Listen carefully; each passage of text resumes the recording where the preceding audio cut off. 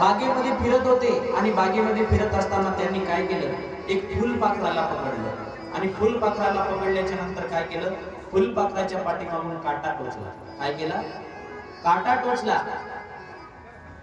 आणि ते फुलपाखरू गेलं उडून.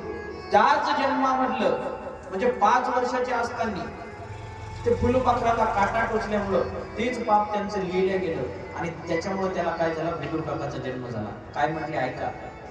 एकदा काय झालं, मांडवी ऋषी ज्या राज्यामध्ये राहत होते त्या राज्यामध्ये एकदा चोरी झाली आणि चोरी झाल्याच्या नंतर चोर चोरी करून जात होते. परंतु जाता जाताना सैनिक त्यांच्या पाठीमागे लागले. जाता जाता त्यांना मांडवी ऋषीचा आश्रम दिसला आणि त्या आश्रमामध्येच त्यांनी काय केलं, ते सोनं काही आहे ते लूट केलं, ते त्या आश्रमामध्ये टाकलं आणि टाकल्याच्या नंतर ते पळून गेले. पळून गेल्याच्या नंतर इकडे मांडवी ऋषी समाधीस्थ बसले होते.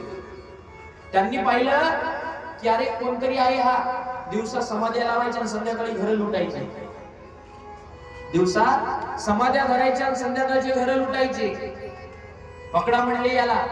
महाराज मांडवी ऋषीला नेलं आणि नेल्याच्या नंतर राजाच्या समोर हजर केलं आणि हजर केल्याच्या नंतर सांगितलं, याने काय केलं, दिवसा समाध्या लावतात म्हणले आणि संध्याकाळच्या चोऱ्या करतात म्हणले.